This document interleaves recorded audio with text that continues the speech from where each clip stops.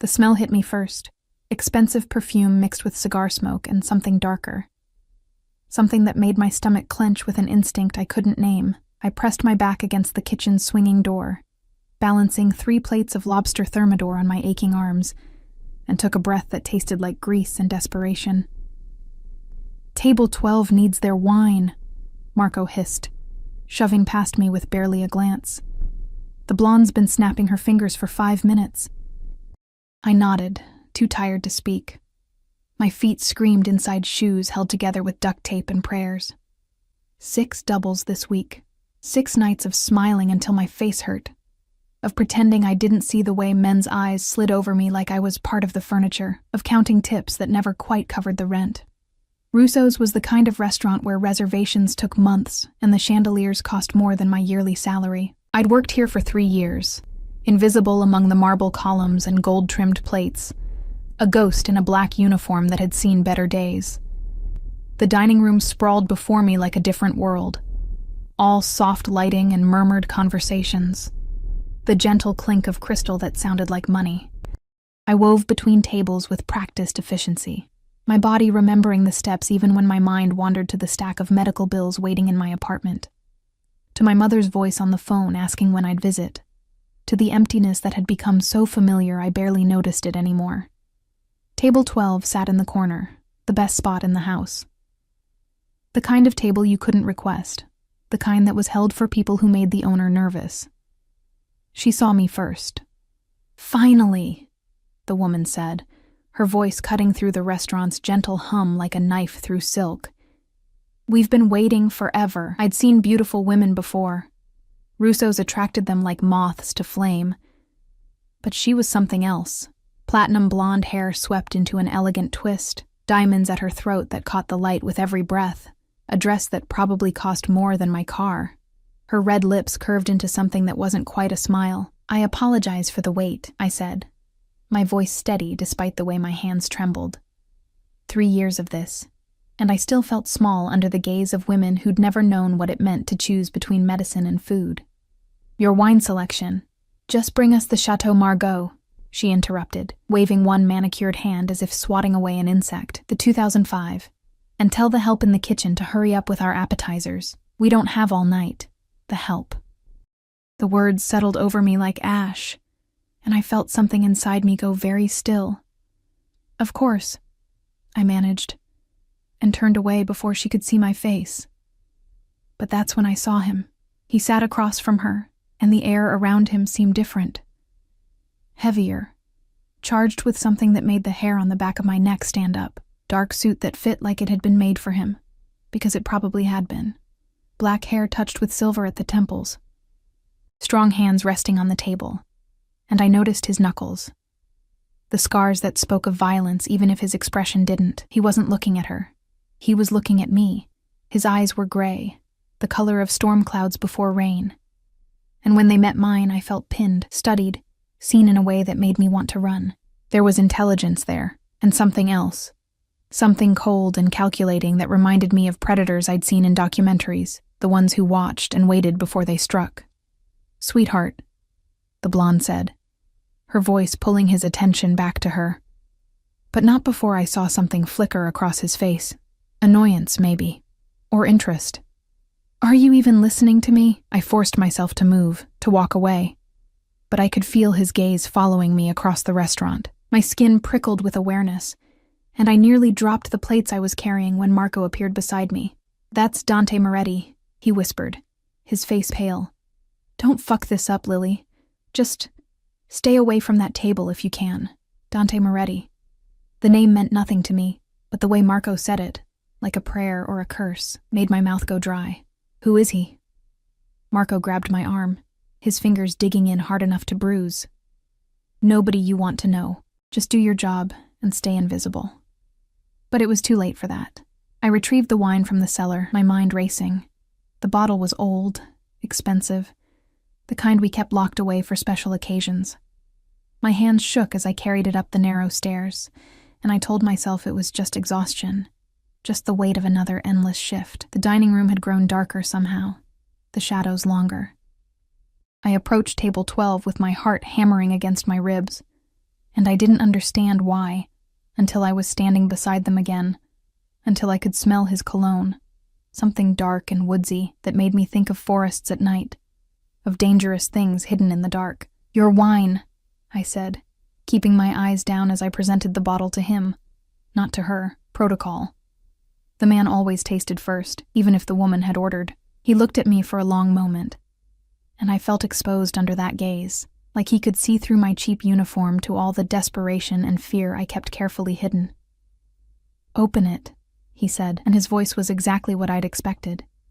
Deep, controlled, the kind of voice that made you listen even when you didn't want to. There was an accent there, something Italian that softened certain words and hardened others. I reached for my wine key, but my hands were shaking now, really shaking. And the exhaustion that had been building for days suddenly crashed over me like a wave. The bottle slipped. Everything happened in slow motion. I lunged for it, my body moving on instinct, and somehow I caught it before it hit the ground. But the momentum carried me forward, and I stumbled, falling against the table.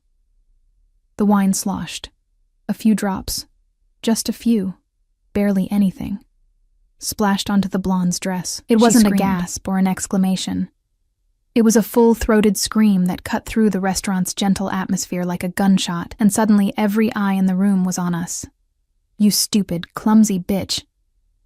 She was on her feet, her face twisted with rage, and I saw something in her eyes that terrified me more than anger. I saw satisfaction, like she'd been waiting for an excuse. "Do you have any idea how much this dress costs? Do you?" "I'm so sorry," I stammered, my voice cracking. The bottle was still clutched in my hands, and I wanted to disappear, to sink into the floor and never come back. "I didn't mean... You're sorry?" She laughed, high and cruel. "You're sorry? This is Valentino, you ignorant little waitress. This costs more than you make in a year." The manager was rushing over, his face red, and I knew what was coming. I'd seen it happen to other servers, the ones who made mistakes with the wrong customers. I'd be fired, blacklisted, unable to get another job at any decent restaurant in the city. My mother's voice echoed in my head. "You're all I have, Lily. Please don't give up." "Mrs. Moretti, I am so deeply apologetic," the manager began, but she cut him off. "I want her fired, now, and I want her to pay for this dress. Pay for it." The words hung in the air like a death sentence.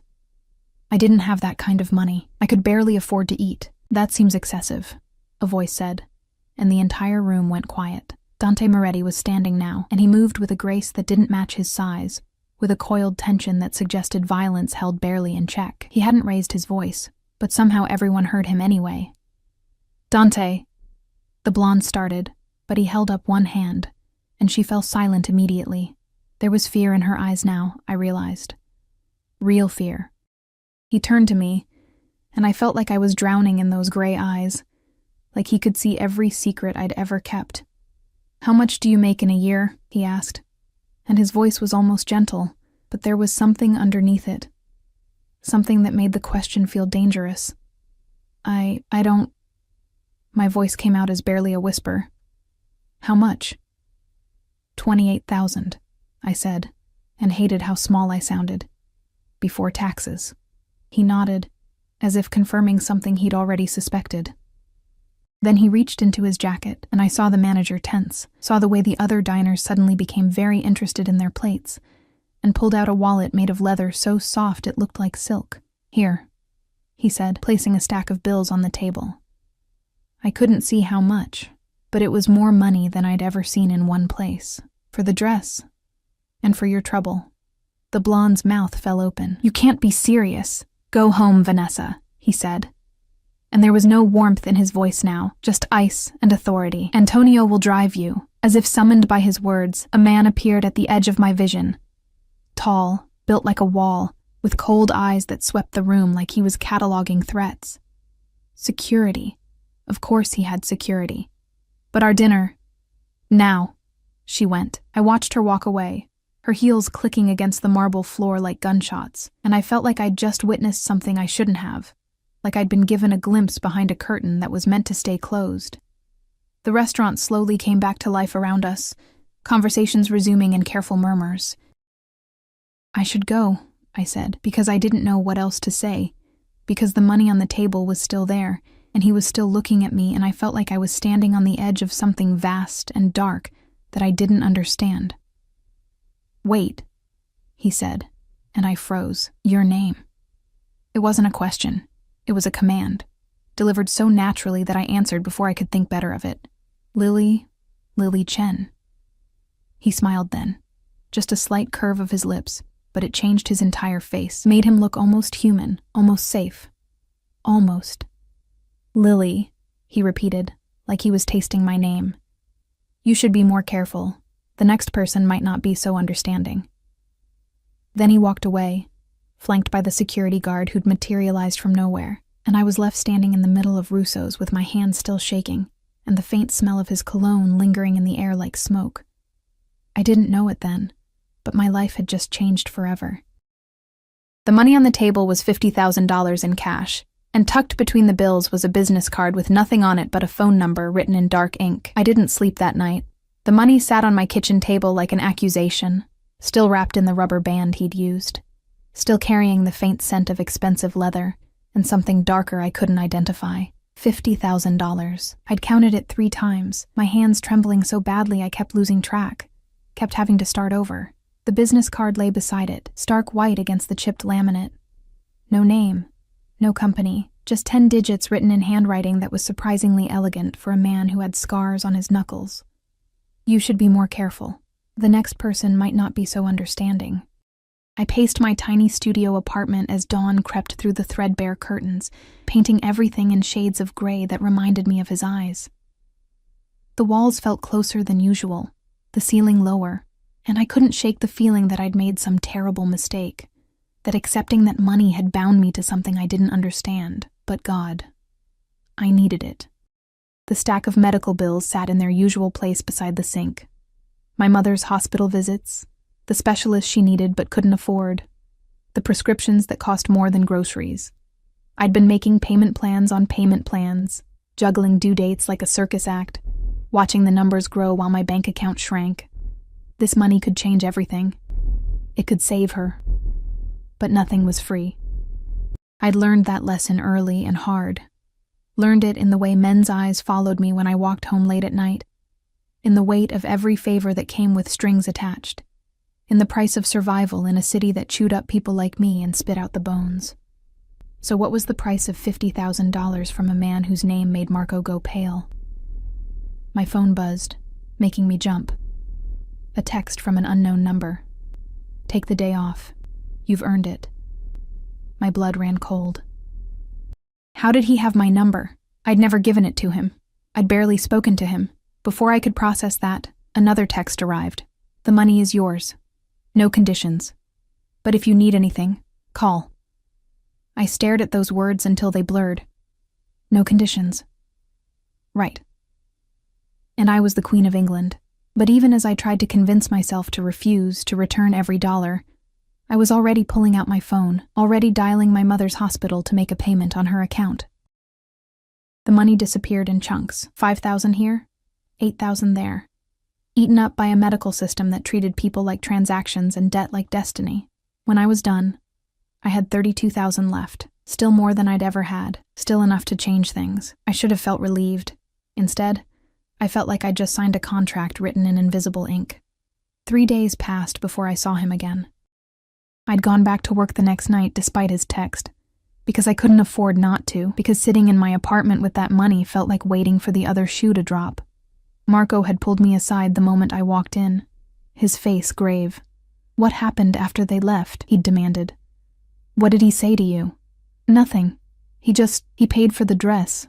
Marco's eyes had searched my face like he was looking for lies. "That's it? He didn't ask for anything?" "No." "Lily." He'd grabbed my shoulders, his grip almost painful. "Listen to me very carefully. Dante Moretti is not someone you want in your life. I don't care how much money he gave you or how polite he seemed. Men like him don't do favors. They make investments, and they always collect." I'd nodded, but Marco's warning sat in my stomach like a stone, because part of me, a part I didn't want to examine too closely, had been waiting for him to come back. watching the door every time it opened. Jumping when I heard a voice that sounded even remotely like his. It was pathetic. It was dangerous. But I couldn't seem to stop. On the third night, he came. Not to the restaurant. To me. I was walking home, later than usual because Sandra had called in sick and I'd covered her shift. The streets were mostly empty at 2 a.m, just the occasional taxi and the glow of bodega windows promising safety that was always 20 feet away. I'd learned to walk fast, head down, keys between my fingers like claws. The car pulled up beside me so smoothly I almost didn't notice it.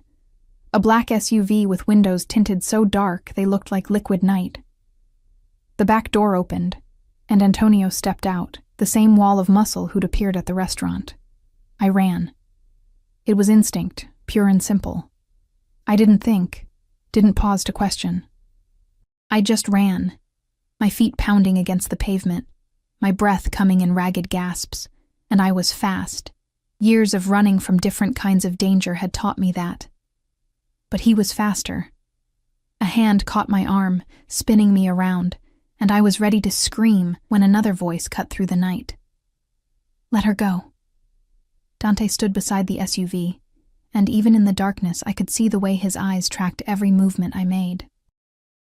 He looked different out here, less polished, more dangerous, like the restaurant had been a costume and this was who he really was. Antonio released me immediately and stepped back. You're scaring her, Dante said, and there was something like disapproval in his voice. He moved closer, slowly, the way you'd approach a frightened animal. Lily, I'm not going to hurt you. Then why are you here? My voice shook, but I lifted my chin, refusing to show more fear than I already had. Why are you following me? I'm not following you. I'm offering you a ride home. It's late, and this neighborhood... He gestured around us, at the shadows and the broken streetlights, and the graffiti that marked territory I'd learned to navigate through invisible rules and careful timing. It's not safe. I've been walking home at this time for 3 years. I know. The words hung between us, and I felt something cold slide down my spine. What do you mean, you know? He studied me for a long moment, and I saw the calculation in his eyes, the way he was weighing what to tell me, how much truth I could handle. I mean, I've been watching you, Lily, for longer than you realize. The world tilted. Why? Get in the car. I'll explain. Every instinct I had screamed at me to refuse, to run, to put as much distance between myself and this man as possible. But there was something in his voice, something that sounded almost like honesty. And I was so tired of being afraid, so tired of pretending I was safe when I'd never been safe a day in my life. And maybe, God help me, part of me wanted to know why a man like him would notice someone like me. I got in the car. The interior smelled like leather and money, all soft seats and tinted windows that made the outside world feel distant and unreal. Dante slid in beside me, not touching, but close enough that I could feel the heat of his body, could hear the steady rhythm of his breathing. Antonio got in the driver's seat, and we pulled away from the curb so smoothly, it felt like floating. Where do you live? Dante asked. I gave him my address, because he probably already knew it anyway. Because what was the point of pretending I had any secrets left? We drove in silence through streets that looked different from inside this car, safer somehow, like the darkness couldn't quite reach us. I kept my hands folded in my lap, my nails digging into my palms, trying to ground myself in something real. 3 years ago, Dante said finally, his voice low, someone stole from me a significant amount of money and some items that were important to my business. The man who did it was named David Martinez. The name meant nothing to me. I shook my head. He worked for me. I trusted him. And he betrayed that trust in the worst way possible. Something dark passed across Dante's face, something that made me press back against the seat. When I found him, he told me he'd done it for a woman, that she was pregnant with his child, that he wanted to give them a better life. My stomach churned. I didn't like where this was going. I killed him, Dante said. And his voice didn't change, didn't betray even a flicker of emotion.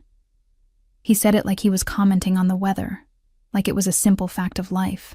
But before I did, He told me about you, about the woman he'd been seeing, the waitress who worked at Russo's, the one he was supposed to meet that night. The world stopped. No, I whispered. No, that's not. David and I weren't. We went on 3 dates. 3. I barely knew him. He knew you. He talked about you constantly, apparently, about how kind you were, how different from the women in his world, how you smiled at him like he was worth something. I felt sick. David had seemed nice, normal. A little intense, maybe, but I'd thought that was just interest, just the way some people were when they liked you. We'd gone to dinner, to a movie, for coffee once, and then he'd disappeared, stopped answering my texts, and I'd figured he'd found someone else or gotten back with an ex or simply decided I wasn't worth the effort. I'd never imagined he was dead, that he'd died thinking of me, using me as an excuse for his betrayal. I don't understand, I managed. Why are you telling me this? Because, Dante said, and he turned to face me fully. And in the dim light of the car, his eyes looked almost black. When I saw you at the restaurant, when my wife called you the help and treated you like you were nothing, I realized something. David was right about you. You are different. You are kind. And you deserve better than what you have. So what? You feel guilty? The words came out sharper than I intended, edged with something that might have been anger or might have been fear. You killed him, and now you think throwing money at me makes it better? No. His voice was firm. I don't feel guilty. He made his choice and he paid for it. But you didn't make any choice. You were just living your life, being kind to the wrong person, and that shouldn't have consequences. The car pulled up in front of my building, a 5-story walk-up with a broken buzzer and stairs that smelled like urine and old dreams. In the darkness, with the SUV's headlights cutting through the shadows, it looked even worse than usual. This is where you live, Dante said. And it wasn't a question. He'd known. Of course he'd known. Alone. Working doubles at a restaurant where people like my wife treat you like furniture. Sending every extra dollar to your mother in California for medical bills you'll never be able to fully pay. Tears burned in my eyes, but I refused to let them fall. You have no right. I have every right. He leaned closer, and I could smell his cologne again, could see the silver in his hair that made him look distinguished instead of old. Because I own Russo's, Lily. I have for 5 years. Every shift you've worked, every tip you've earned, every time you've smiled through exhaustion and pain, I've seen it. Not directly, not always. But I pay attention to my investments, and you've been the most interesting investment I've made in a very long time. The world tilted again, spinning on an axis I didn't understand. You own, but the manager works for me. They all do. The whole restaurant is a front, Lily. A very profitable front, but a front nonetheless for other business ventures that I'm sure you can imagine. You're a criminal. The words came out flat, stating a fact rather than making an accusation. I'm a businessman. The legality of my business is flexible. And your wife. Something flickered across his face. Disgust, maybe, or exhaustion. Vanessa is not my wife. Not really. It's an arrangement. She plays a role, I play a role, and we both benefit from the appearance of legitimacy. But she's not. He stopped, jaw tightening. She doesn't matter. Then why were you having dinner with her? Because appearances matter in my world. Because there are people who need to see certain things to believe certain lies. He reached out, and before I could pull away, his fingers brushed against my cheek, catching a tear I hadn't realized had fallen. His touch was gentle, almost reverent, completely at odds with everything else about him. But I'm tired of lies, Lily. I'm tired of pretending. When I saw you the other night, when I saw how she treated you and realized who you were, David's kind waitress, the one he'd betrayed me for, I knew I had to do something. So you gave me money. I gave you a choice. You can take that money and disappear. Move to California. Take care of your mother. Start over somewhere I'll never find you. Or... He paused, his thumb tracing the line of my jaw. And I should have pulled away. But I couldn't seem to move. Or you can stay. Let me help you. Let me show you that not every dangerous man is dangerous to you. Why? The question came out as barely a whisper. Why me? Why do you care? Because, he said, and his voice dropped to something raw, something that sounded almost like truth. In 3 years of watching you smile through pain, of seeing you give kindness to people who don't deserve it, of witnessing your strength in the face of circumstances that would have broken anyone else, I've never once seen you be cruel. Not once.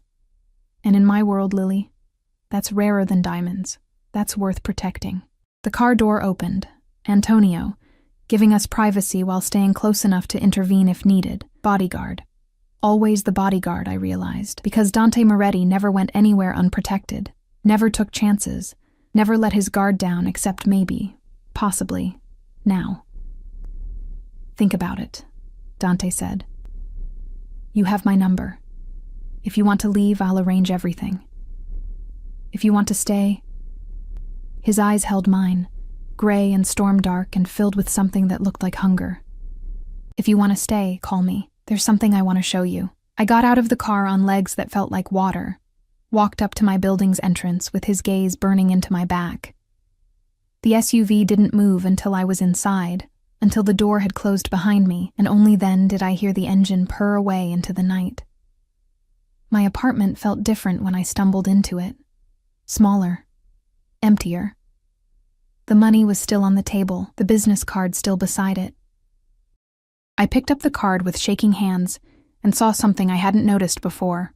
On the back, in that same elegant handwriting, a single sentence: everyone deserves a choice. I didn't sleep that night either, but by morning, I knew what my choice would be. I called him at noon, when the sun was high enough that I could pretend this was a normal decision, a rational choice made in daylight instead of the product of a sleepless night filled with thoughts I shouldn't have been having. He answered on the first ring, Lily. Just my name, but the way he said it made my stomach flip, like he'd been waiting, like he'd known I would call. You said you wanted to show me something. A pause, and I could almost hear him smile. I did. Are you free this evening? I have a shift at 6. Not anymore.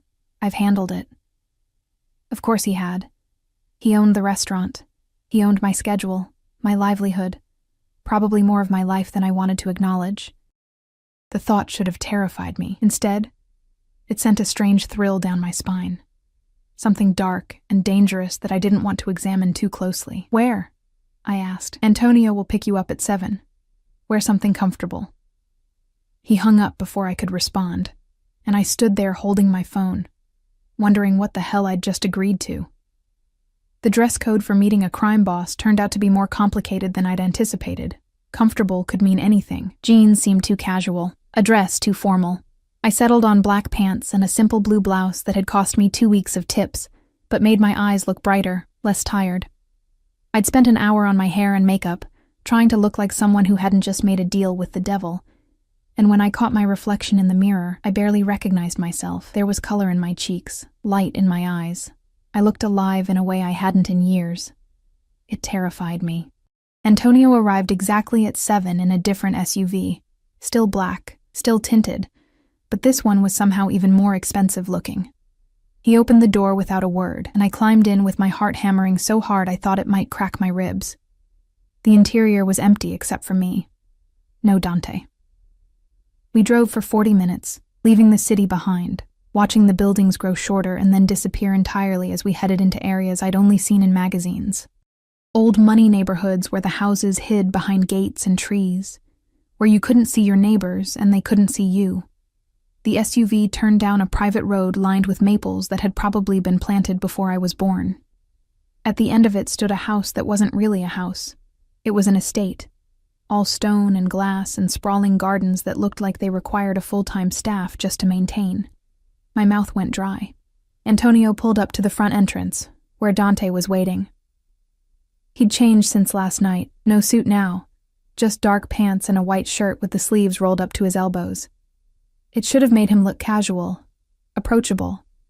Instead, it made him look more dangerous, like he'd shed some protective layer, and this was the real him underneath. Welcome, he said, opening my door himself before Antonio could move. What do you think? I looked up at the house, at the windows that reflected the sunset like pools of gold, at the grounds that seemed to stretch forever. I think I'm in way over my head. He laughed, a real laugh that transformed his face, and I realized I'd never heard him laugh before. Honest, I like that. Come on, there's something I want you to see before dinner. He offered his hand, and after a moment's hesitation, I took it. His palm was warm, rough with those scars I'd noticed, and his fingers closed around mine with a gentleness that didn't match the rest of him. He led me not into the house, but around it, down a stone path that wound through gardens blooming with flowers I couldn't name. The evening air smelled like roses and jasmine, sweet and heady, and somewhere in the distance I could hear water running. We rounded a corner, and I stopped breathing. The garden opened into a courtyard built around a fountain, but not just any fountain. This one was enormous, 3 tiers of marble carved with such intricate detail it looked alive.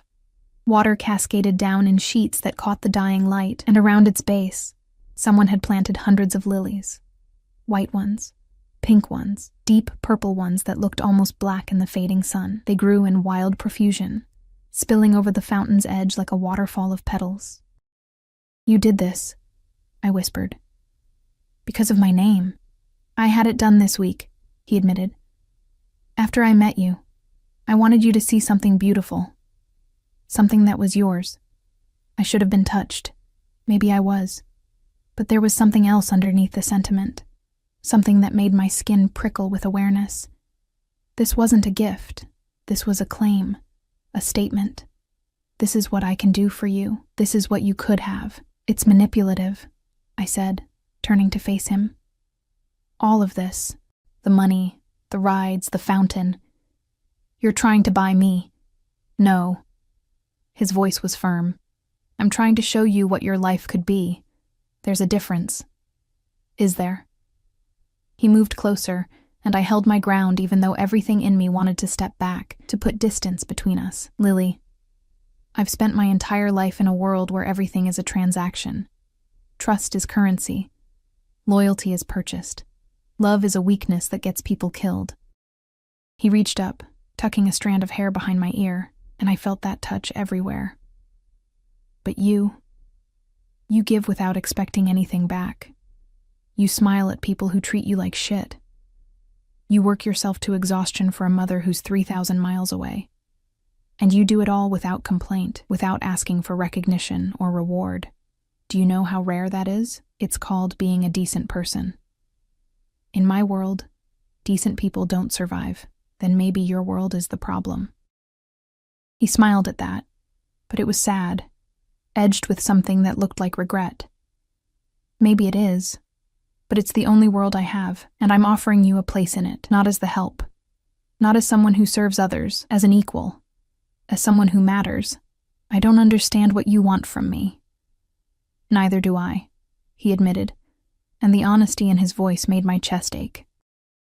"I just know that from the moment I saw you 3 days ago, before that really, from the first time I looked at security footage and saw you crying in the kitchen because you'd burned your hand, but couldn't afford to leave early, I knew I wanted you in my life, however you'd let me have you." The sun was setting now, painting the sky in shades of orange and red that looked like fire.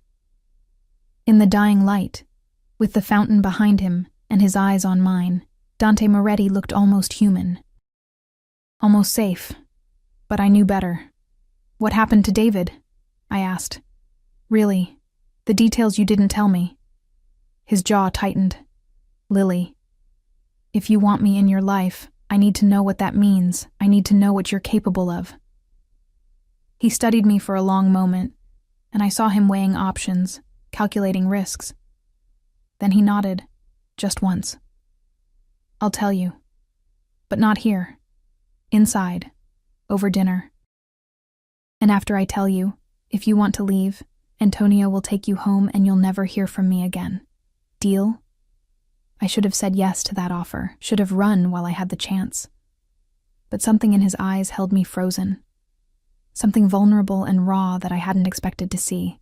"Deal," I whispered. The house was even more impressive inside. All high ceilings and marble floors, art on the walls that probably cost more than most people made in a lifetime. But Dante led me past all of it to a smaller room at the back, intimate and warm with a fireplace crackling and a table set for 2. The meal appeared as if by magic. Staff that materialized and vanished without a word, bringing course after course of food so beautiful it seemed criminal to eat it.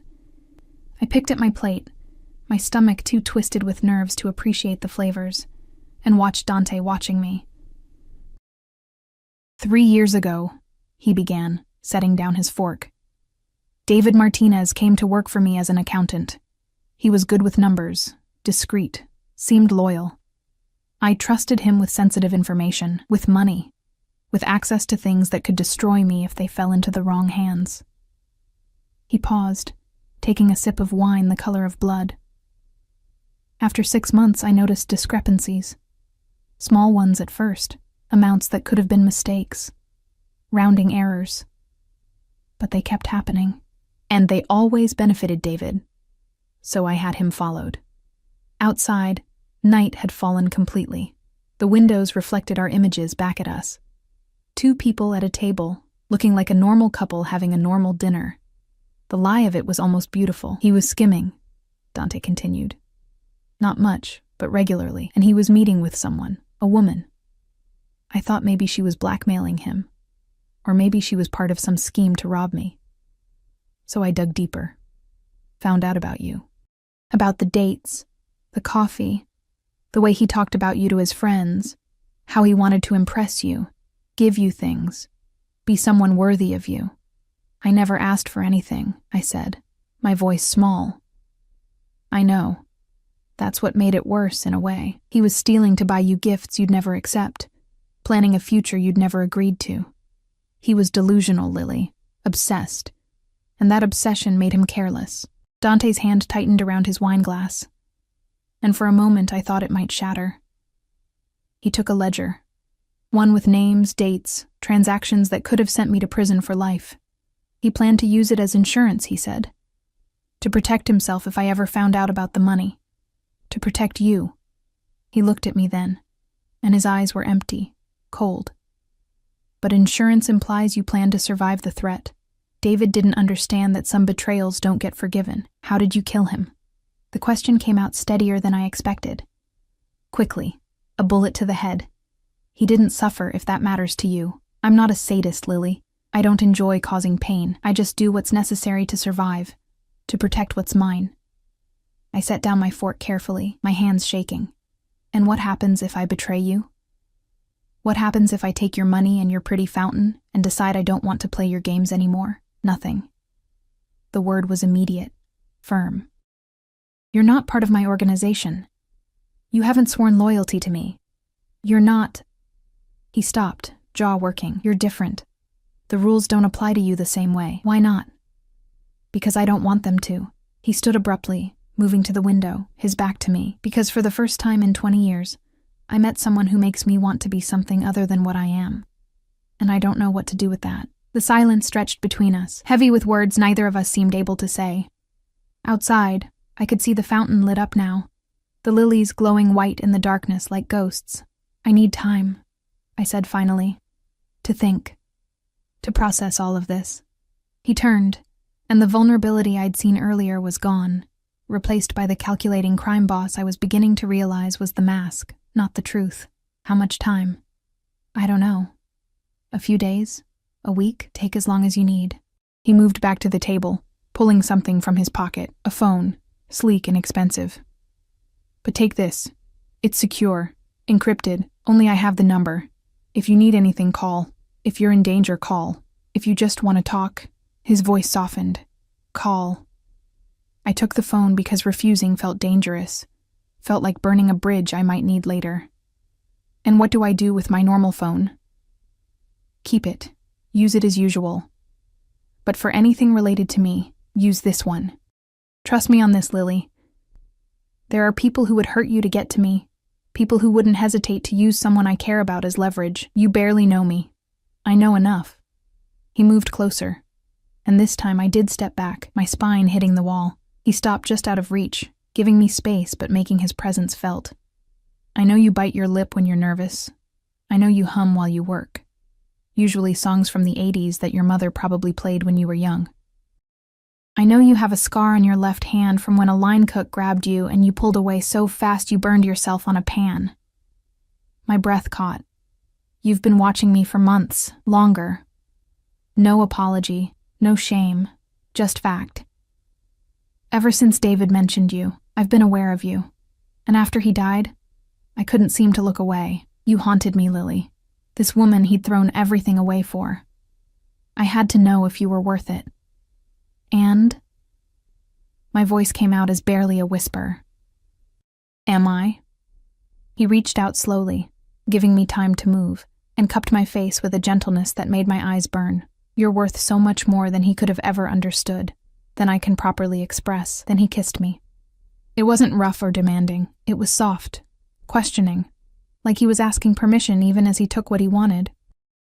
His lips were warm against mine, tasting of wine and something darker, and for a moment, I forgot how to breathe, forgot where I was, forgot everything, except the feeling of his mouth on mine and his hand cradling my face like I was something precious. When he pulled back, his eyes were storm dark, pupils dilated with something that looked like hunger. That was a mistake, I managed. Probably. He didn't sound sorry, but I'm not known for playing it safe. Antonio drove me home an hour later with the phone burning a hole in my pocket, and Dante's taste still on my lips. I didn't look back as we pulled away from the estate, didn't let myself think about fountains full of lilies, or the way his voice had cracked when he talked about wanting to be different. But when I got home and lay in my bed staring at the ceiling, I couldn't stop thinking about the way he'd kissed me, like I was air and he'd been drowning, like I was the answer to a question he'd been asking his whole life. The phone buzzed at midnight with a single text. Sweet dreams, Lily. Tomorrow I'll tell you what I really want. I stared at those words until my eyes burned, and when I finally slept, I dreamed of fountains and blood, and a man with storm-gray eyes who looked at me like I was salvation and damnation all at once. The phone rang at 6 a.m, jarring me from dreams I couldn't quite remember, but that left me tangled in sheets and breathing hard. Hello? My voice was rough with sleep. I'm sorry. Dante's voice, but different. Urgent. Tight with something that might have been fear. I know it's early. I need you to listen very carefully. I sat up, suddenly wide awake. What's wrong? Vanessa knows about you, about the money, the dinner, everything. And she's not taking it well. A pause, then, Antonio is already outside your building. Get dressed. Pack a bag with essentials. You need to leave, now. My heart hammered against my ribs. I don't understand. She's dangerous, Lily, more than I realized. I thought I could manage her, contain her jealousy, but I was wrong. She's made threats, specific ones, against you. I stumbled to the window, pulled back the curtain with shaking hands. Sure enough, the black SUV was parked at the curb, Antonio standing beside it, his eyes scanning the street like he expected an attack at any moment. This is insane, I said, but I was already moving, grabbing clothes from my closet, shoving them into a duffel bag I'd bought at a thrift store years ago. She's your wife. She's not my wife, he cut me off, and his voice was hard now, controlled. She's a business arrangement that's about to be terminated, but until I can handle this properly, you need to be somewhere she can't reach you. Where? The estate. It's secure. Guards, cameras, safe rooms if necessary. No one gets in without my permission. I stopped packing, bag half full, and stared at nothing. You're asking me to move into your house, to hide from your fake wife because you kissed me once and gave me money. I'm asking you to let me keep you safe. There's a difference. Is there? I threw his own words back at him. Or is this just another manipulation? Another way to control the situation, to keep me where you want me? Silence on the other end, long enough that I thought he might have hung up. Then, if I wanted to control you, Lily, I'd have done it already. I'd have made it so you lost your apartment, so you had nowhere to go but to me. I'd have destroyed every other option until I was all you had left, but I didn't. I won't. This is a choice. Stay in your apartment and risk Vanessa's people finding you, or come to the estate where I can protect you. Either way, I'll have guards on you. Either way, you're in danger because I was selfish enough to want you in my life." The guilt in his voice sounded real, so did the fear. And maybe I was stupid, maybe I was naive, but I believed him. "Give me 10 minutes, I said, and hung up. The estate looked different in daylight. Less romantic, more fortress-like. I could see the cameras now, discreet but everywhere, tracking my approach. The walls around the property were higher than I'd realized, topped with something that might have been decorative ironwork, but was probably more functional than ornamental. Antonio led me inside without a word, my duffel bag in his massive hands looking like a child's toy. The house was quiet, eerily so, and I wondered how many people actually lived here, how many rooms stood empty, waiting for purposes I couldn't imagine. Dante was in what looked like an office, all dark wood and leather, walls lined with books in languages I didn't recognize. He stood when I entered, and I saw the exhaustion in his eyes, the tension in his shoulders. He looked like a man who hadn't slept, who'd spent the night making calls and arrangements and preparing for a war I didn't understand. "Thank you for coming," he said, and his voice was softer now, gentler. "I know this isn't what you signed up for." "I didn't sign up for anything," I reminded him. "You just appeared in my life and turned everything upside down." "I know. And I'm sorry for that. Sorrier than I can express." He moved toward me, stopped an arm's length away, close enough to touch but respecting the distance. "But I'm not sorry for wanting you safe, for doing whatever it takes to make that happen. Tell me about Vanessa, the truth this time. All of it." He nodded, gesturing to a leather couch that probably cost more than my car. I sat, and he took the chair across from me, maintaining that careful distance. "Her real name is Vanessa Calabresi. She's the daughter of Marco Calabresi, who runs one of the 5 families in New York. Our marriage, the fake one, was arranged 5 years ago as a peace treaty. A way to unite 2 organizations, prevent a war that would have cost hundreds of lives. So you've been pretending to be married for 5 years? Yes. Living in separate wings of this house, maintaining the appearance in public, but with no real relationship, no intimacy, no affection, just business." His jaw tightened. But Vanessa wanted more. She's always wanted more. She saw the arrangement as an opportunity, a way to gain real power by actually becoming my wife. And when I kept refusing, when I made it clear that this would never be more than a facade, she became unstable. Unstable how? Violent. Unpredictable. She's had people hurt before, usually staff members she thought had slighted her. Nothing fatal, but enough to send a message. I've kept her contained, mostly, by making sure she understands that her position depends on my goodwill. But now... He ran a hand through his hair, and I noticed the silver at his temples again. Wondered if some of it had come from dealing with her. Now she sees you as a threat, as the reason I won't make our arrangement real. And that makes her dangerous. Can't you just end it? Tell her father the deal is off, not without starting the war the arrangement was meant to prevent. Marco won't take kindly to me humiliating his daughter, treaty or no treaty. There are politics involved, alliances, debts and favors that go back decades. It's complicated. So what's your plan? He looked at me then, really looked at me, and I saw something in his eyes that made my breath catch. I'm going to offer Marco something better. A different alliance. One that strengthens both our positions without requiring his daughter's involvement. And then I'm going to make sure Vanessa understands that if she comes near you again, treaty be damned, I will end her. The casual way he said it, I will end her, should have terrified me. Instead, it sent a shiver down my spine that wasn't entirely about fear. And what happens to me during all this? I just hide here like a prisoner while you play politics with mob families? You're not a prisoner. He stood, moving to the window, his back to me. You can leave anytime you want, but if you stay, I want to offer you something that would protect you even if I couldn't. What? He turned, and the look on his face was serious, almost grave. A position in my organization. A real one, not ceremonial. I want you to become my partner, Lily. Not in the romantic sense. Not yet. Not until you choose that freely. But in business. I want to teach you everything about how my world works, how money moves, how power operates, how to protect yourself, and the things you care about. I stared at him, sure I'd misheard. You want to make me a criminal? I want to make you powerful. There's a difference. I don't know anything about your world. I'm a waitress. You're a woman who survived 3 years of poverty and exhaustion without losing your humanity. Do you know how much strength that takes? How much intelligence it requires to navigate a world that's designed to break people like you?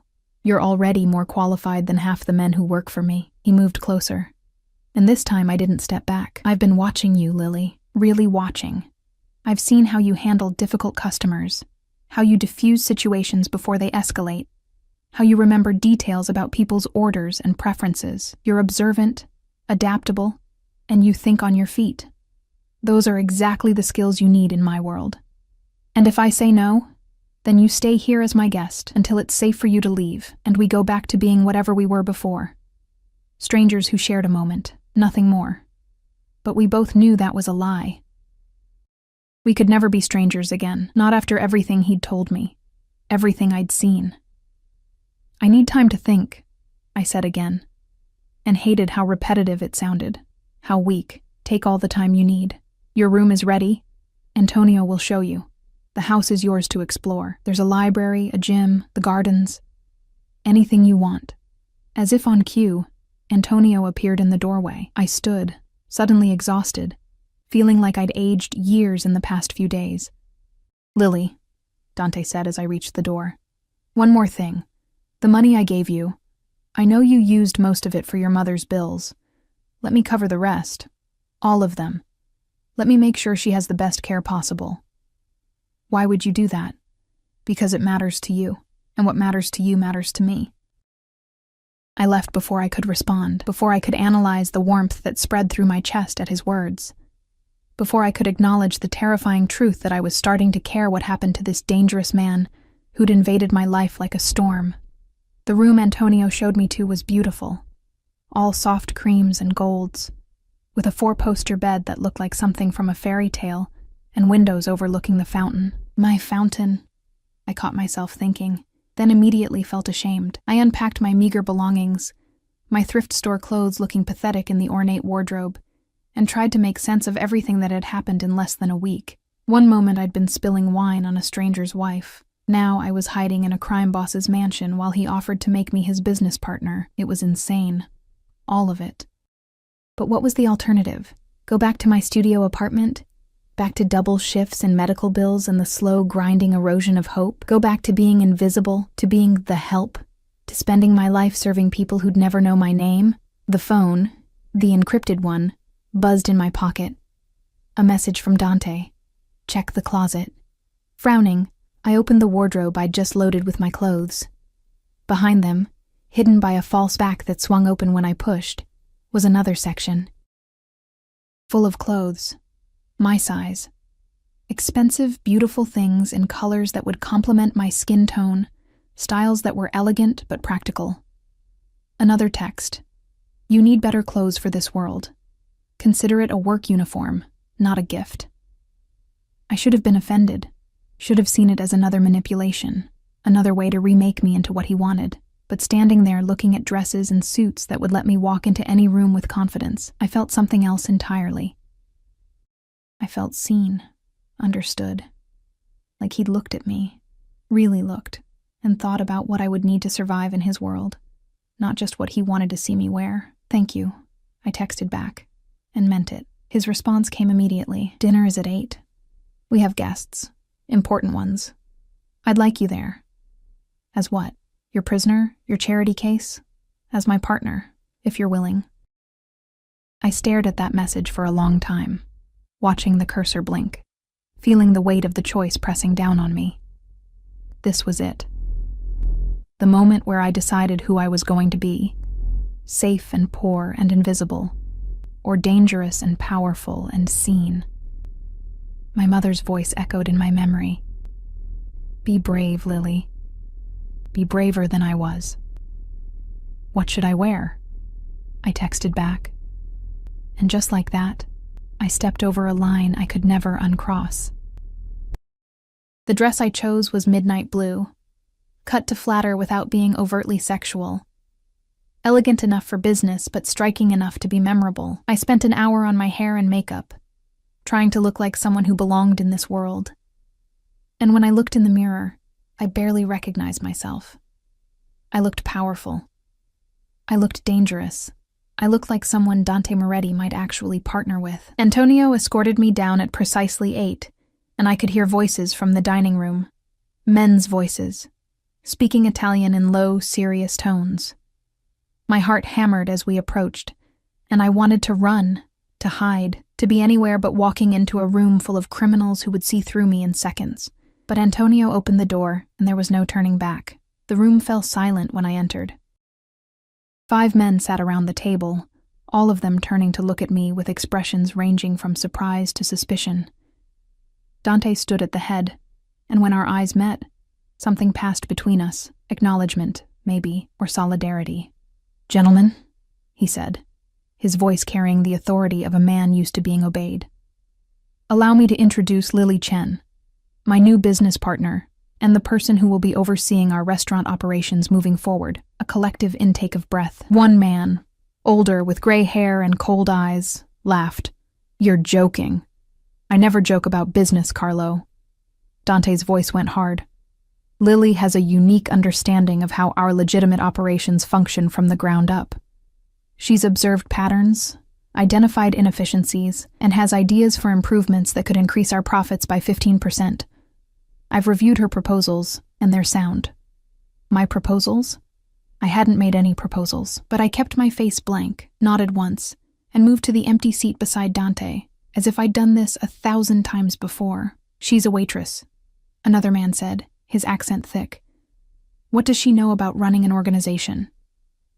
"She's an observer," Dante corrected, and his hand found mine under the table, squeezed once. Support, encouragement, warning, and observation is the most valuable skill in our business. Wouldn't you agree, Vincent? The man, Vincent, subsided, but his eyes on me were calculating, suspicious. Dinner was a test, I realized, not of my knowledge or skills, but of my ability to sit in a room full of dangerous men and not flinch, to listen and learn, to keep my mouth shut when necessary and speak with authority when required. Dante helped, guiding the conversation, throwing me questions I could answer, making it seem natural that I was there. And slowly, impossibly, I found my footing. Found that 3 years of reading people, of understanding what they wanted before they asked, translated surprisingly well to this world. By the time dessert arrived, 2 of the men were asking me questions. By the time coffee was served, Carlo had stopped glaring. And by the time they left, shaking Dante's hand and nodding to me with something approaching respect, I realized I'd just survived my first meeting as a member of a criminal organization. Dante closed the door behind the last of them and turned to me, and the pride in his eyes made my chest ache. "You were perfect," he said. "Better than perfect. You were exactly what I knew you could be." I had no idea what I was doing. Neither do half the men who work for me. The difference is you're smart enough to learn, brave enough to try, and honest enough to admit what you don't know. He moved closer, and this time when he touched my face, I leaned into it. "You belong here, Lily, in this world, with me. Can you feel it?" And God help me, I could. I could feel the power thrumming through my veins, could feel the way those men had looked at me by the end of the night, not as the help, but as someone who mattered, someone who could hurt them or help them, someone with value beyond serving their meals. "What happens now?" I whispered. "Now," he said, and his thumb traced my lower lip. "Now we make you official. Now we teach you everything. And now we deal with Vanessa once and for all." He kissed me again, deeper this time, and I kissed him back with the hunger of someone who'd been invisible her whole life and was finally being seen.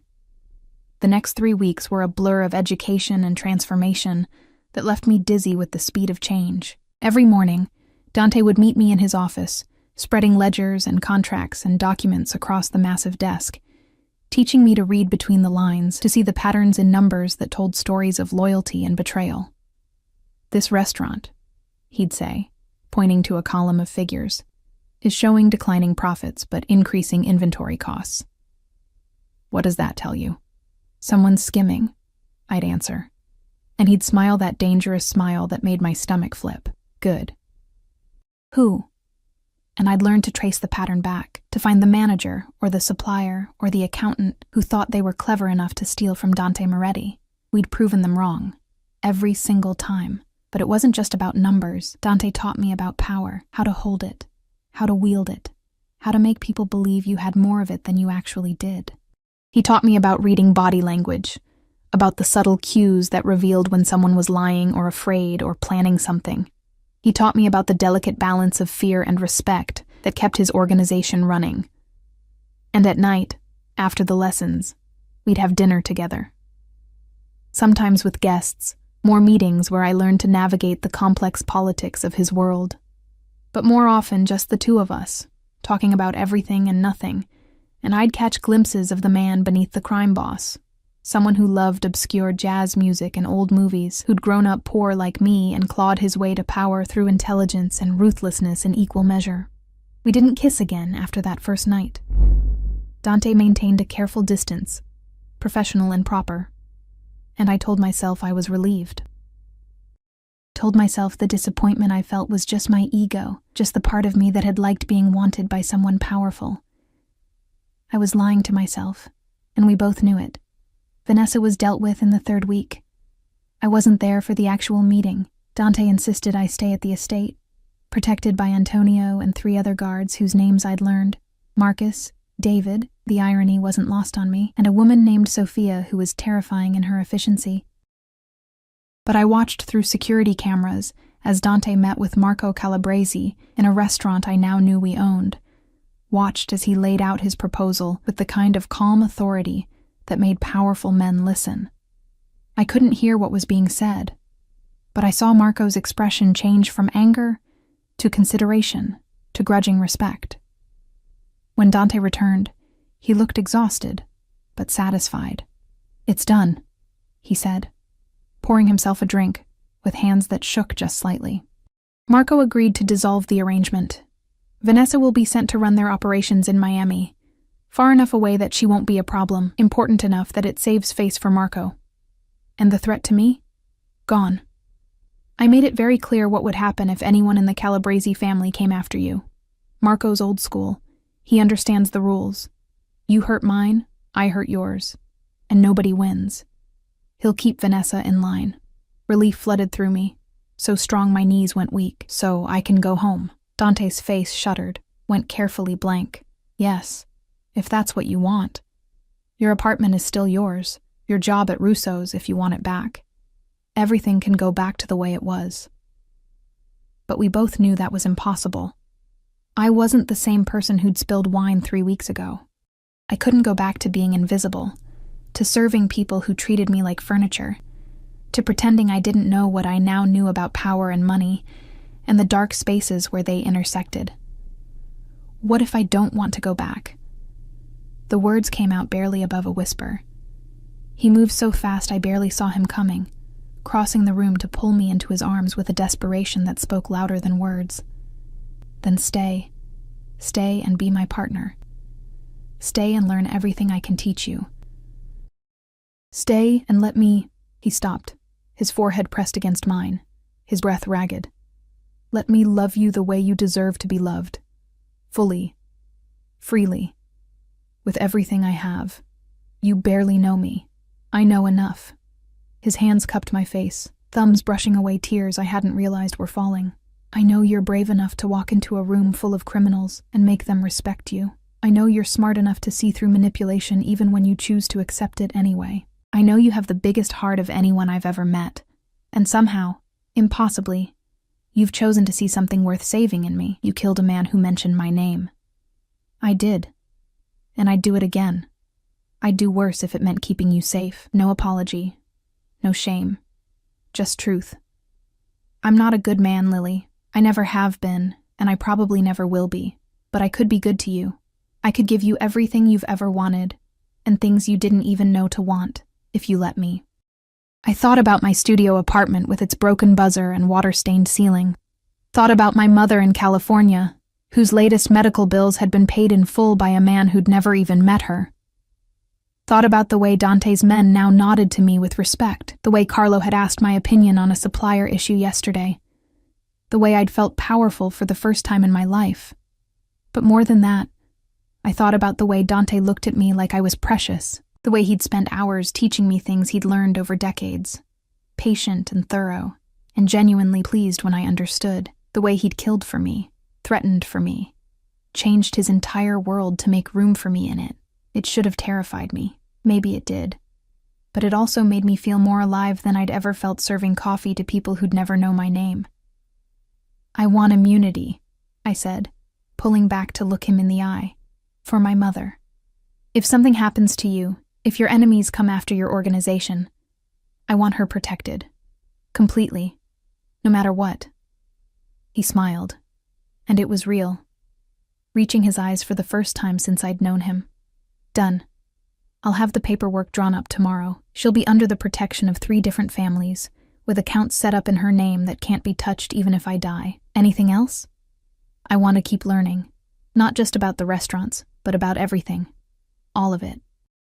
I want to actually be your partner, not just your pretty accessory. You were never going to be just an accessory, Lily. I don't collect decorative things. I collect assets. And you..." He kissed me softly, barely a brush of lips. "You're the most valuable asset I've ever acquired." "And what do you get out of this arrangement?" I asked, even though I thought I knew. "Besides someone to manage your restaurants?" "I get you. Simple. Direct. Devastating in its honesty. I get to wake up every morning knowing you're in my house. I get to teach you things and watch you master them with that focused intensity you have. I get to introduce you to people who've known me for decades and watch them realize I've finally found something worth protecting more than power. I get to fall asleep at night knowing you're safe. That's not nothing, Lily. For someone like me, that's everything." This time when he kissed me, I kissed him back with all the hunger and fear and desperate hope I'd been carrying for 3 weeks. His hands tangled in my hair and mine clutched at his shirt, and we were both breathing hard when we finally pulled apart. "Stay," he whispered against my lips. "Not as my prisoner or my charity case or my student. Stay as my partner, my equal." "Yes," I interrupted, because I knew if I thought too hard about this, I'd talk myself out of it, would find all the reasons this was insane and dangerous and wrong. "Yes, I'll stay." The smile he gave me then was pure joy, unguarded and real, and I realized I'd never seen him truly happy before. It transformed his face, made him look younger, almost innocent despite everything I knew he'd done.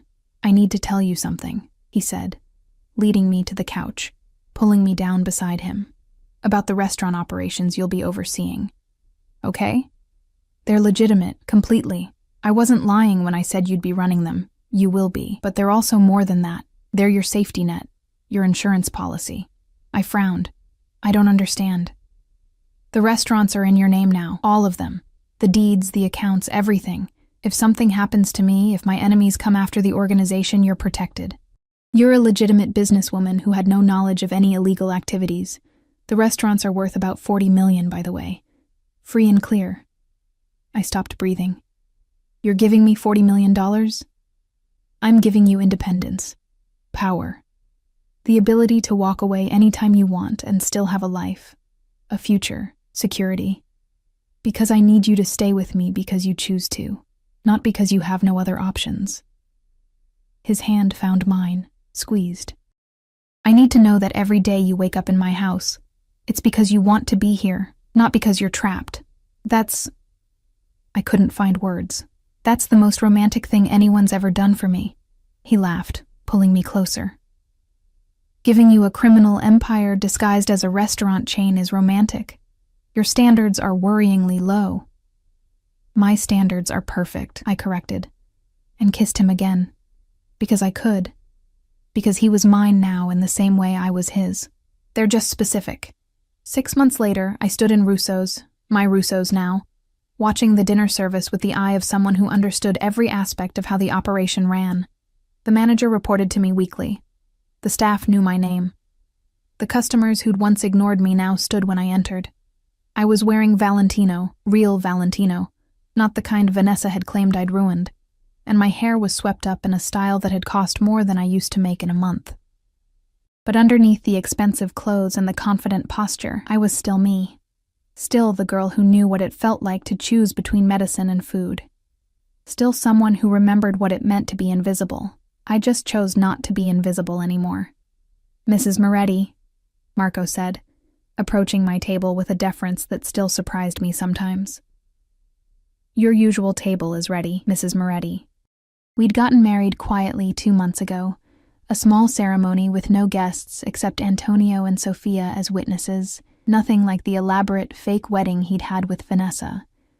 Just the two of us, making promises we intended to keep, binding ourselves together in ways that went deeper than contracts or convenience. "Thank you, Marco," I said, and meant it. He'd been resistant at first, this manager who'd watched me struggle as a waitress for 3 years. But he'd learned. They all had. Dante was waiting at our table, the same corner table where everything had started, where his fake wife had called me the help, and set off a chain of events that had remade my entire world. He stood when he saw me, as he always did, and pulled out my chair with a gallantry that would have seemed old-fashioned if it didn't make me feel cherished. "How was your day?" he asked. And I loved that he genuinely wanted to know, that he listened when I talked about inventory issues and staffing problems with the same attention he gave to his other, less legitimate business ventures. "Productive. The new suppliers are working out well, and I think we can open the Chicago location by spring if the permits come through." I paused. "And I fired Thomas." His eyebrows rose. "The sous chef? Why?" "Because I saw the way he looked at the new waitress. The way he spoke to her. And I remembered what it felt like to be looked at like that, spoken to like that. So I fired him." Dante's hand covered mine on the table, warm and solid. "You're going to be a better boss than I ever was. I learned from the best. I just added in the part where I actually care about the employees as people." He laughed, that real laugh I'd learned to coax out of him, and signaled the waiter, our waiter, who served us with respect and genuine warmth, who I'd given a raise to last month because he had a daughter in college and was working 3 jobs. The wine came, a Chateau Margaux, the same kind that had spilled that first night. I'd ordered it deliberately, a private joke between us. "To new beginnings," Dante said, raising his glass. "To being seen," I countered. We drank, and across the restaurant I caught sight of a young waitress struggling with a heavy tray. Exhaustion evident in every line of her body. I watched a woman at another table snap her fingers at her, watched the waitress's face carefully arrange itself into a pleasant smile that didn't reach her eyes. I knew that smile. I'd worn it for years. "Excuse me," I said to Dante, standing. "There's something I need to do." I crossed the restaurant, conscious of how different I looked now, how much power I carried in every step. The woman who'd snapped her fingers glanced up, and I saw recognition flicker in her eyes. Not of me specifically, but of someone she needed to impress. "Is there a problem?" I asked, my voice pleasant but with steel underneath. "The service here is terrible," she complained. "I've been waiting 20 minutes for, then perhaps you should try being patient," I interrupted smoothly. "Our staff works very hard to provide excellent service. If you can't treat them with basic respect, I'm happy to arrange for you to dine elsewhere." Her mouth fell open. Behind me, I felt Dante's presence, his silent support, his willingness to back whatever play I made. "Do you know who I am?" the woman sputtered. "I don't care who you are," I said, and meant it. "In my restaurants, we treat people with dignity. All people, including the ones who serve you. If that's a problem, I suggest you leave." She left, sputtering about lawsuits and reviews, and I turned to the young waitress who was staring at me with wide eyes. "What's your name?" I asked gently. "Sarah," she whispered. "How long have you been working here, Sarah?" 3 months. "And how are you being treated? By the staff, the management, the customers? Tell me honestly. You won't get in trouble." Sarah bit her lip, considering. Then, mostly okay, but some customers. "They think because we're servers, we're not really people, you know?" "I know," I said, and smiled at the memory of who I'd been, at the journey that had brought me here. I know exactly what that feels like. And I want you to know something, Sarah. In my restaurants, you're not the help. You're an employee, a valued one.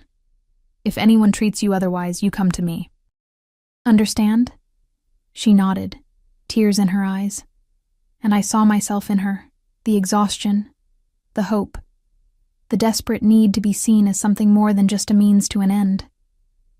I went back to Dante, who was watching me with that look he got sometimes, the one that said he was falling in love with me all over again.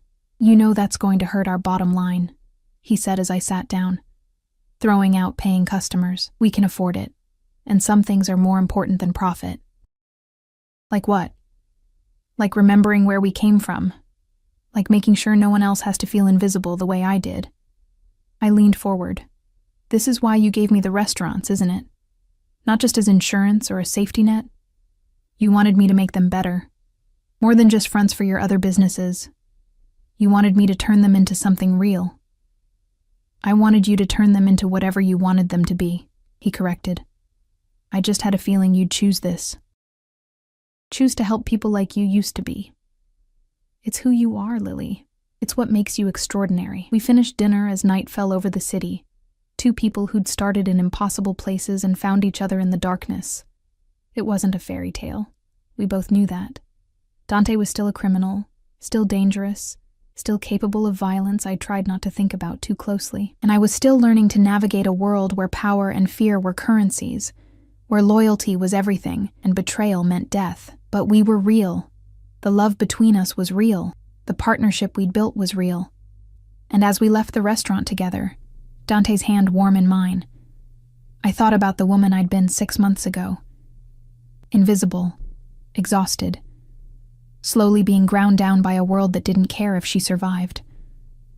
I thought about how one spilled glass of wine had changed everything, had led me to this man who saw me, really saw me, and decided I was worth fighting for. No regrets?